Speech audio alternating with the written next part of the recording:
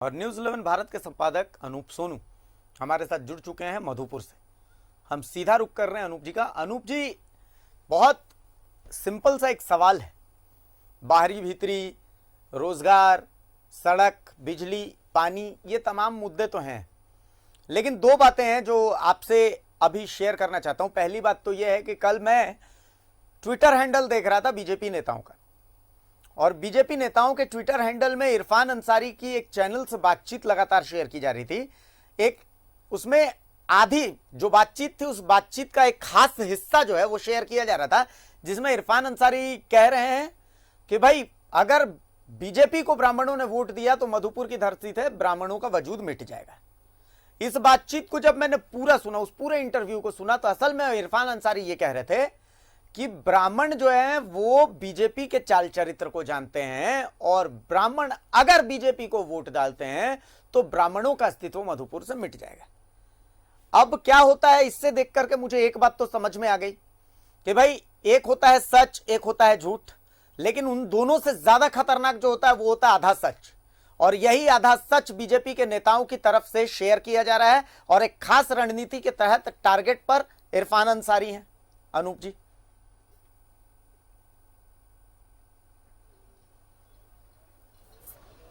हाँ बिल्कुल। बातें आपने जिन जिन बातों का जिक्र किया है उसमें शायद एक चीज़ आपने छूट दिया या छूट गई आपसे वो चीज़ें। वो सिर्फ इतना ही नहीं, हिंदुस्तान पाकिस्तान तक की बातें हो रही थी मधुपुर में। तो आप जिस बात की ओर इशारा कर रहे हैं, जिस आधे सच का आप बात कर रहे हैं, जाहिर सी बात है वो आधा सच है। पूरा सच मधुपुर की जनता देख रही है, समझ रही है, सुन रही है, और उसे क्या करना है वो तौल भी रही है या डिसाइड भी कर रही है। फिलहाल हम बता दें कि जो मधुपुर का कास्ट इक्वेशन है, आपने जिस ओर इशारा किया है, उस कास्ट में कुछ फैक्टर्स ऐसे हैं, कुछ एक पॉकेट्स ऐसे ऐसे हैं जिनको अगर साध लिया गया तो बाजी आपके हाथ। एक दल ये सोचता है कि जो पॉकेट उसके साथ पिछले चुनाव में नहीं था उसे येन केन प्रकारेण अपने पाले में लिया जाए। दूसरा दल ये चाहता है कि जो पॉकेट पिछले चुनाव में हमारे पास नहीं था उसे येन केन प्रकारेण अपने पक्ष में किया जाए। लिहाजा जो जुबानी जंग चल रही है, जो बातें सामने दी जा रही हैं, वो यूं ही गलतियों से या जुबान के फिसलन के कारण जुबान से बाहर नहीं आ रही है। उसे लाया जा रहा है, उसे मुद्दा बनाया जा रहा है, ताकि वो जुबानी तीर जाकर निशाने पर बैठे और उसके बाद अपना जो मकसद है वो साधा जा सके। बातें देखिए, मुख्य रूप से यहाँ पर अगर आदिवासी वोट्स की बात की जाए तो सबसे ऊपर स्थान उनका है, फिर मुस्लिम वोट्स हैं 50 से 60 हज़ार के आसपास, उसके बाद ओबीसी वोट ज़्यादा संख्या में है, उसके बाद कहे कॉस्मोपॉलिटन कल्चर जिसको बोलते हैं वो एक बड़े पॉकेट में, फिर बाकी सारे ब्राह्मण, राजपूत, भूमिहार, कायस्थ, ये जातियाँ आती हैं। अब जाहिर सी बात है कि अगर कांग्रेस और जेएमएम के लोग ब्राह्मणों की चिंता कर रहे हैं तो उन्हें ये जरूर चिंता सता रही है कि ब्राह्मण एक फैक्टर हो सकता है, लिहाजा उसे लाइन से भटकाया जाए और अपने पाले में लाया जाए, उसके जहन में ये बात डाली जाए, और राज परिवार का उदाहरण देकर या बाकी उदाहरण देकर ये सोचने पर उस जाति विशेष को मजबूर किया जा रहा है। ये बीजेपी की तरफ से भी लगातार जारी है कि यहाँ पर वोटों का ध्रुवीकरण किसी भी तरीके से हो जाए। हालांकि चुनाव आयोग की बहुत सख्त और पैनी नजर है, लिहाजा जुबान की फिसलन के बहाने वो अपने मकसद को उजागर तो कर दे रहे हैं, लेकिन साफ साफ लफ्जों में सियासत में बोला नहीं जाता, सियासत में इशारे चलते हैं, आप भी जानते हैं बखूबी। बिल्कुल अनूप जी, एक जो अब तक मैं यहाँ के सियासी बिसात को जो अब तक समझ पाया हूँ, तो उसमें कुछ फैक्टर्स जो हैं वो बहुत इंपॉर्टेंट नजर आ रहे हैं। देखिए, सबसे पहला जो फैक्टर वो नजर आया वो है सिंपैथी वोट्स। हफीजुल हसन के पक्ष में जो जाते हैं, सिंपैथी वोट्स को अगर हम साइड कर दें तो उसके बाद से हम देखते हैं कि बीजेपी की तरफ से दो चीजों को निशाना बनाया जा रहा है। पहली चीज वो है ध्रुवीकरण। इरफान अंसारी निशाने पर हैं और हफीजुल हसन निशाने पर हैं। हफीजुल हसन निशाने पर इसलिए हैं कि भाई उनके ऊपर ये कह के आरोप लगाया जा रहा है कि भाई वंशवाद की राजनीति की जा रही है, उनके मुस्लिम होने के को लेकर के भी उन पर निशाना साधा जा रहा है। मैं देख रहा था कई बीजेपी नेताओं की तरफ से ट्विटर पर शेयर किया जा रहा है कि भाई आपको अगर गंगा चाहिए या फिर आपको हफीज चाहिए, आप खुद तय कर लीजिए। और इसके मायने क्या होते हैं ये आप बहुत आसानी से समझ सकते हैं। एक बहुत बड़ा फैक्टर वहां पर इरफान अंसारी भी रहने वाले हैं, तो इसलिए बीजेपी के तरफ से निशाना जो है वो इरफान अंसारी की तरफ भी साधा जा रहा है। अब जेएमएम की तरफ से एक बहुत बड़ा फैक्टर, चूंकि निशिकांत दुबे फैक्टर वहां पर बहुत इंपॉर्टेंट है, तो इसलिए आप देखिएगा कि बाहरी भीतरी का ये जो मुद्दा है ये भी अचानक से भुनाए जाने की शुरुआत हो चुकी है। तो अब तक ये मुद्दे तो मुझे नजर आ रहे हैं, इनके इतर अगर आपको कोई अलग से मुद्दे नजर आ रहे हैं तो आप भी बताएं अनूप जी।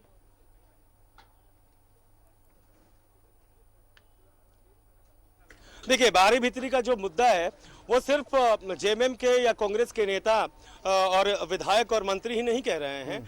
आज मंच से मुख्यमंत्री जी ने भी अपने जुबान से अपने शब्दों में डालकर ये कहा कि बोरो प्लेयर लेकर आप खेल नहीं सकते, और अगर आप खेल लेंगे तो आपकी हार तय है, आपका इस बारी पिंडदान कर दिया जाएगा।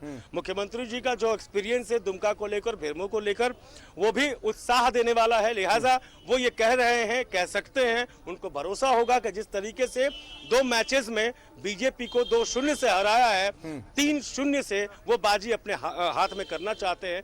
तो उन्होंने बाहरी भीतरी को बोरो प्लेयर के हिसाब से जनता के सामने रखा, और जनता भी है, समझ रही है।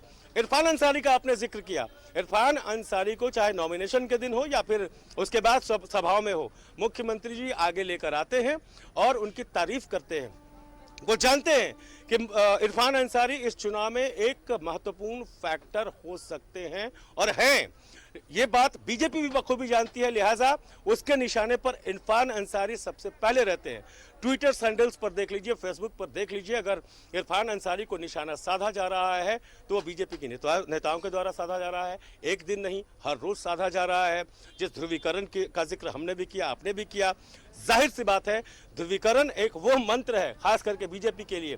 बाकी राज्यों को झांक कर देख लीजिए आप, खास करके स्टेट चुनाव में की बात कर रहा हूँ, स्टेट इलेक्शंस की बात कर रहा हूँ। लोकसभा चुनाव में लहर कुछ दूसरी होती है, फिजा कुछ दूसरी होती है, मुद्दे कुछ और होते हैं, चेहरे कुछ और होते हैं, लेकिन स्टेट इलेक्शन में आप देख लीजिए तो ध्रुवीकरण एक बहुत बड़ा हथियार बीजेपी के लिए हमेशा से रहा है।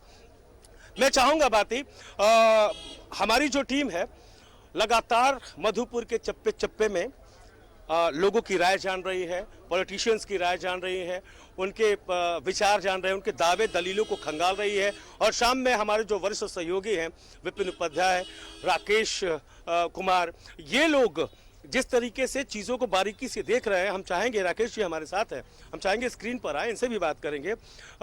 इरफान अंसारी लगातार हमने ट्विटर्स पे देखा, फेसबुक पे देखा, इरफान अंसारी, हालांकि इरफान अंसारी सहयोगी दल से हैं, लेकिन उनको तवज्जो देना किस बात का संदेश? नहीं, बिल्कुल देखिए, अल्पसंख्यक बहुल इलाका है मधुपुर, और एक बड़ी संख्या अल्पसंख्यक समाज की है, और एक बड़ा वोट बैंक झारखंड मुक्ति मोर्चा का रहा है। झारखंड मुक्ति मोर्चा की जीत का एक बड़ा आधार भी है। तो यही वजह है कि इरफान अंसारी को लेकर मुख्यमंत्री लगातार उनका पीठ थपथपाते रहे हैं। आपने देखा होगा कि नॉमिनेशन के वक्त भी जब इरफान अंसारी मंच पर थे तो मुख्यमंत्री ने उनको आगे किया और उनका पीठ थपथपाने का काम किया। ये चीज़ें होती रहेंगी, ये चूँकि बाजार है। खैर, और आज भी आपने देखा होगा जब चुनावी सभा में इरफान अंसारी थे, कल मुख्यमंत्री जब यहाँ पहुँचे और पहली जो चुनावी सभा मुख्यमंत्री की हुई तो उस दौरान भी इरफान अंसारी को उन्होंने आगे करके उनका पीठ थपथपाने का काम किया है। तो कहीं ना कहीं वो उस वोट बैंक को साधने की कोशिश इरफान अंसारी के बहाने मुख्यमंत्री की रही है। मुख्यमंत्री ये कोशिश करते हैं कि ये जो चेहरा है ये कहीं ना कहीं असर डाल सकता है यहाँ, तो इस वजह से भी ये चीज़ें देखने को मिल रही है। राकेश, एक चीज़ और है, जिस तरीके से जेएमएम की तरफ से भी बोरो और बाहरी और भीतरी का जो नारा लगाया जा रहा है, क्या जेएमएम को भी लगता है कि ये जो एजेंडा है, ये जो मुद्दा है, इसको भुनाना ज़्यादा ज़रूरी है? कहीं से कुछ कमज़ोर पक्ष है जिसकी भरपाई की जा सकती है? बिल्कुल, देखिए, जो वोट बैंक है, जो ओबीसी का वोट बैंक है, तकरीबन 32-34 हज़ार के आसपास उनकी संख्या है, तो एक बड़ा आधार है। अगर वो वोट बैंक अगर जेएमएम के साथ आ जाता है तो जो जीत का मार्जिन होगा, जैसा कि जेएमएम को लगता है, वो बड़ा हो जाएगा। तो उस मास्क नहीं पहन रखा और सोशल डिस्टेंसिंग भी उन्होंने पालन नहीं किया है, तो प्लीज उनसे अगर रिक्वेस्ट कर सकें कि वो थोड़ा सोशल डिस्टेंसिंग के साथ खड़े हो सके तो।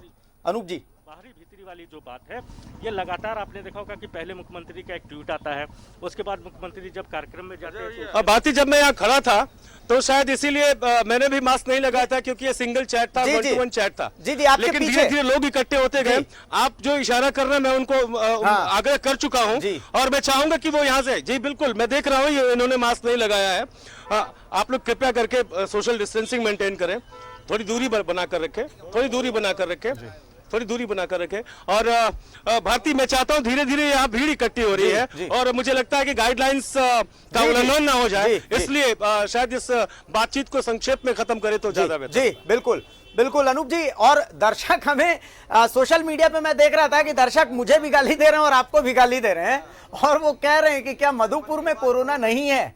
तो दर्शकों को मैं एक बात बताना चाहता हूं, दर्शकों को ये बात मैं बता दूं कि जनाब देखिए, हमारे दो सहयोगी जो मधुपुर गए हुए हैं, ये आपके लिए गए हुए हैं। इनका पर्सनल कोई लस्ट नहीं है, सिर्फ इनके अंदर ये जज्बा है कि मौत के जबड़े में हाथ डाल करके और ये खबरें निकालने के लिए वहां पर गए हुए हैं। अपने आप अपनी जान को जोखिम में डाल करके ये लोग वहां गए हुए हैं। इन्होंने तमाम जो गाइडलाइंस है उसका ख्याल रखा हुआ है। देखिए, लोकतंत्र की मजबूरी है कि चुनाव तो कराना है। अब चुनाव इसलिए कराना है क्योंकि इसी चुनाव के सहारे हमारा लोकतंत्र मजबूती के साथ खड़ा हुआ है। इसके लिए कोई इफ बट नहीं हो सकता। तो अगर चुनाव हो रहा है तो उस चुनाव की सटीक खबरें आप तक पहुंचनी बहुत जरूरी है। इसीलिए देखिए, हमारे तीन सहयोगी, चाहे हमारे संपादक अनूप सोनू है, चाहे हमारे वरिष्ठ संवाददाता विपिन उपाध्याय हो, चाहे वरिष्ठ सहयोगी मेरे राकेश जी हों, ये तमाम लोग अपनी जान को खतरे में डाल करके अपने परिवार वालों को यहां छोड़ करके और उसके बाद फिर मधुपुर सिर्फ इसलिए गए हुए ताकि आप तक सटीक खबरें, जो वहां की हकीकत की बिना एजेंडे वाली रिपोर्टिंग की तस्वीरें, वो तस्वीरें आप तक पहुंचा सकें। इसके बावजूद अगर आपको लगता है कि हम गलत हैं, ये लोग जो दिन भर खड़े होकर के धूप में बारिश में आप तक तमाम खबरें पहुंचा रहे हैं, ये लोग गलत हैं, तो संभव है, हो सकता है कि हम गलत होंगे, हमें इस पर पुनर्विचार की जरूरत है। लेकिन जो हमारी सोच थी वो हमने आपके सामने रख दी है। बहुत शुक्रिया अनूप जी, बहुत शुक्रिया राकेश आपका, और विपिन चूंकि अभी जुड़े नहीं थे, लेकिन विपिन का भी बहुत शुक्रिया कि पूरे दिन वो सबसे तेज तस्वीरें न्यूज़ 11 भारत के दर्शकों तक पहुंचाते रहे।